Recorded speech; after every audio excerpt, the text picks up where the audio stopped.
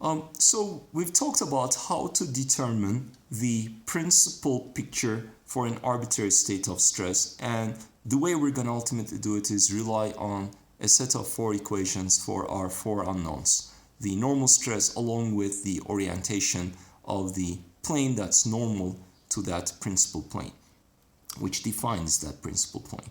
So let's go ahead and write what these equilibrium equations look like, and we'll keep the constraint in mind. So if you do the sum of the forces and do a little bit of cancellation of certain terms, also simplification of the equations, you end up with the following result. So first of all, sum of the forces along the x direction equals 0 delivers you an equation that is equivalent to sigma x minus sigma, the unknown normal stress, multiplying L, the first component with respect to the x-axis of the normal to the plane, which is also unknown, tau xy multiplying m, the second component of that vector, tau xz multiplying n, the third component of the vector, should be equal to 0. Okay, 0 comes from static equilibrium. So if you want to catch the details of this derivation, you can ultimately look in your book. So the second equation reads tau xy multiplies L. I'm trying to write this in as suggestive a form as possible. So plus sigma y minus sigma multiplying m plus tau x, supposed to be yz multiplying n equals 0, again equilibrium, and finally if z equals 0, tau xzl plus tau yzm plus sigma z minus sigma multiplying n equals 0. And we keep in mind that L squared plus m squared plus n squared is equal to 1. Now, these equations, eventually, of course, I could try to solve for, but let's see if I really can do that. And eventually, the easy way to do that is to put these into linear algebra form. So I'm going to just notice that every component here, in every equation, there's LMN appearing, and they appear linearly, and therefore I'm going to put those as a vector, which is the normal vector that I'm seeking. And each equation is equal to 0. So the right-hand side is 0. And now I would like to here put a matrix which delivers that multiplying that equals 0. So the first row multiplying that should be equal to 0. The first row, that's the first equation, essentially. So what multiplies L is the first term, which is sigma x. Okay, so I'm going to write the normal stress over here, minus sigma. And then the second one is tau xy, tau xz. And the second one is tau xy multiplying L, right? And m is multiplied by this quantity sigma y minus sigma. Okay, and then third one is tau yz, and the last equation is tau xz multiplying L, tau yz multiplying m, and sigma z minus sigma multiplying n. Okay, so notice that I've already taken the liberty of using the symmetry of the stress. So here I've written already tau xy in the equations themselves as well. I could have written tau yx, but they are the same. So that's equal to 0. Now notice that this is a very suggestive form, because I see, if I cover the red terms, I only see the normal stress, the stress matrix itself. And what I've done essentially is from the diagonal components, I've subtracted sigma. Okay, well, you might want to recast this as a side discussion as follows. So I noticed that there is this stress matrix.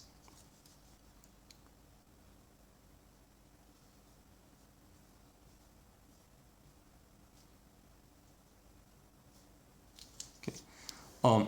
Sigma, which is going to multiply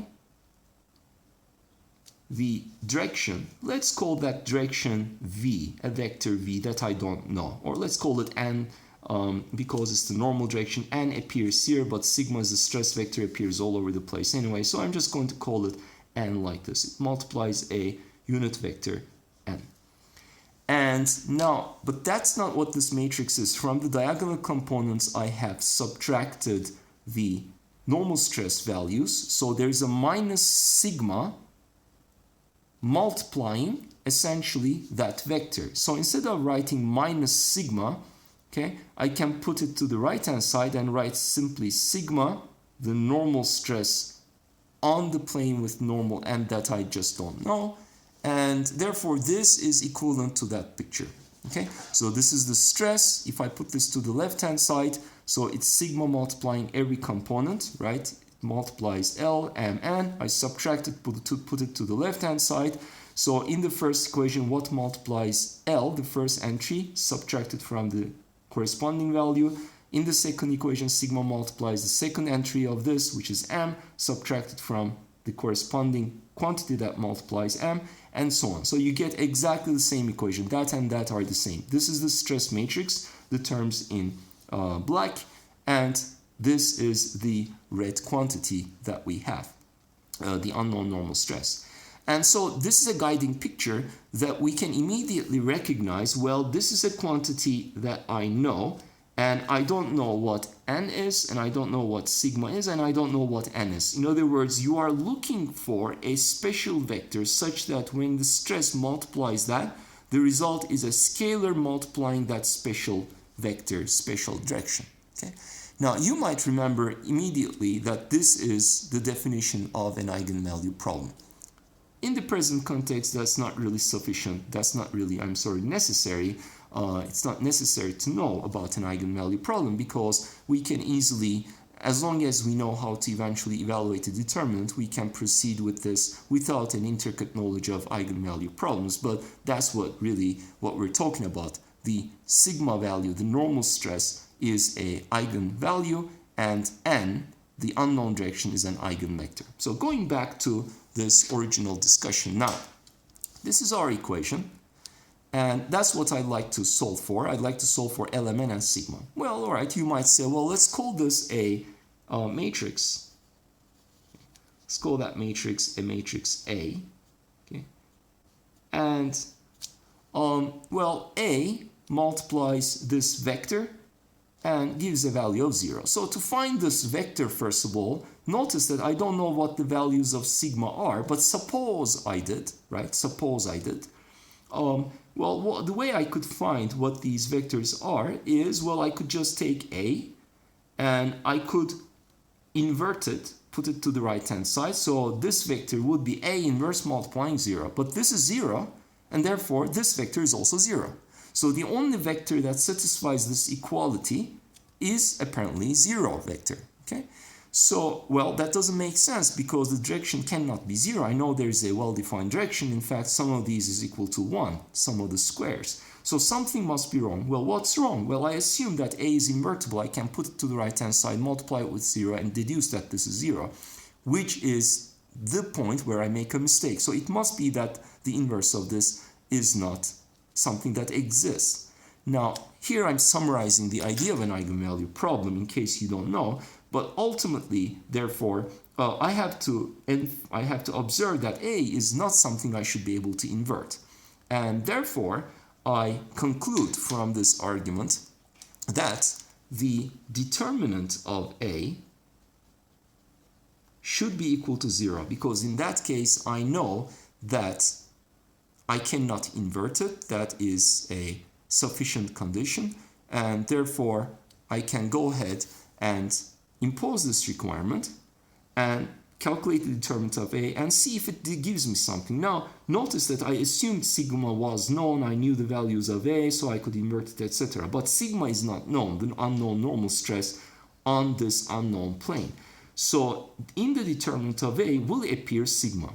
And so this will give me actually an equation in terms of the unknown normal stress. So I just need to go ahead and evaluate the determinant of A. So all the black values are known, and sigma will be the only unknown. So I will get an equation. Determinant of A is eventually an equation that is cubic in terms of the values that appear in the matrix. So therefore, we will also get an equation that is cubic in the unknown normal stress, and that equation typically is expressed as follows. I'm going to write here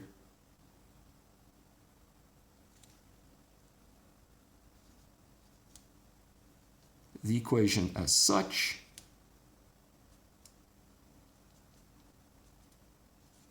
Okay, so sigma is the unknown normal stress that I'm trying to determine, whereas I1, I2, I3, they are all known quantities. So here, I1, it's actually easy to remember. It is the sum of the diagonal components of the stress. So in other words, it's sigma x plus sigma y plus sigma z.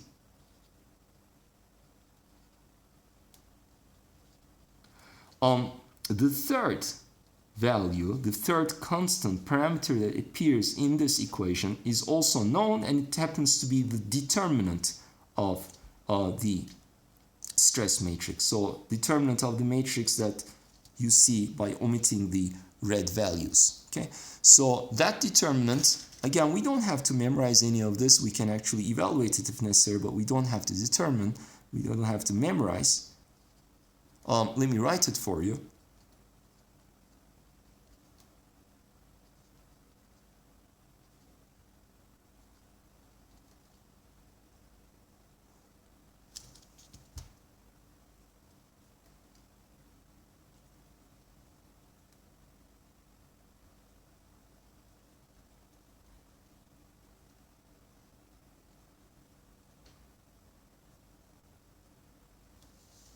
Okay, so that is a sigma x, sigma y, sigma z, and then 2 tau xy, yz, xz minus sigma x, tau yz squared, minus sigma y, tau zx squared, minus sigma z, tau yx squared. Okay, so that's the third constant, and I2 is a little bit harder to remember. It is equal to sigma x, sigma y, plus sigma y, sigma z, plus sigma x, sigma z, and then minus the squares of the shear stresses. Okay, so that's the way those parameters look.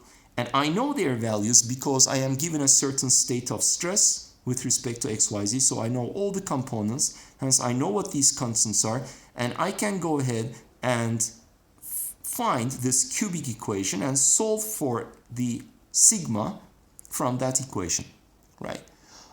So this equation is called the characteristic equation in eigenvalue problems. And because it is a cubic equation, it will, of course, have three roots. And associated with those three roots, there will be three directions. And those three directions indicate the principal directions. So those directions will be perpendicular to each other. Well, how do I find those directions? Well, the way you find them is ultimately, as soon as you find a sigma 1, you go ahead and plug in, let's say, sigma 1 in there. And associated with sigma 1, there should be a set of directions L1, M1, N1, such that this equality holds. Okay, so now I plug in sigma 1 there, and this becomes L1, M1, N1, and I want to find L1, M1, N1 because I need not only the principal values but also their orientations. Well, what do? I take this matrix, now it's known, the stresses are known, sigma 1 is known, I subtract, I have A, I invert it and find LMN, right? No, because that's precisely the point, I cannot invert A. So you find it by writing these equations explicitly and see if you can somehow determine something about LMN.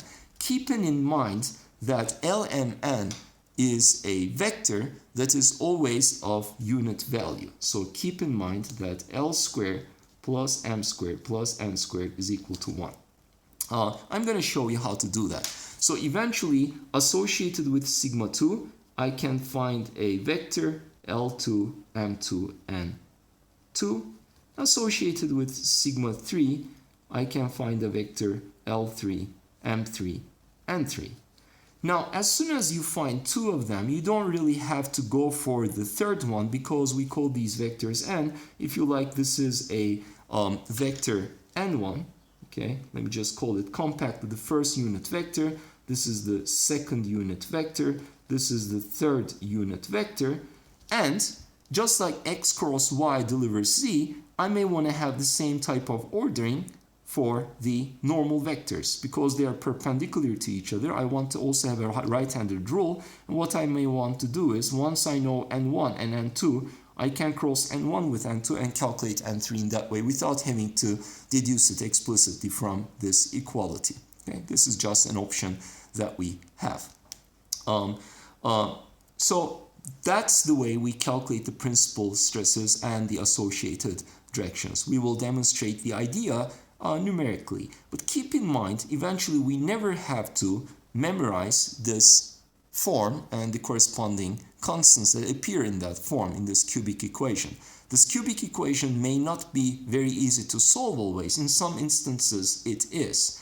But it is never too hard to construct because eventually it corresponds simply to the determinant of that matrix. And if I learn and if I know how to calculate the determinant of a matrix, I don't have to memorize that form. I will eventually have numbers here, only sigma is unknown, and I can go ahead and calculate the determinant, and the equation that emanates from it, determinant equals 0, will be of this form. But this form is convenient if you want to do, let's say, put this structure into a program, and that program will automatically calculate the constants and solve for this cubic equation. But otherwise, in practice, you just calculate the determinant, set it equals to 0, and see if you can determine what the roots are. Okay, so now let's go ahead and try to go and demonstrate actually a example for this type of scenario.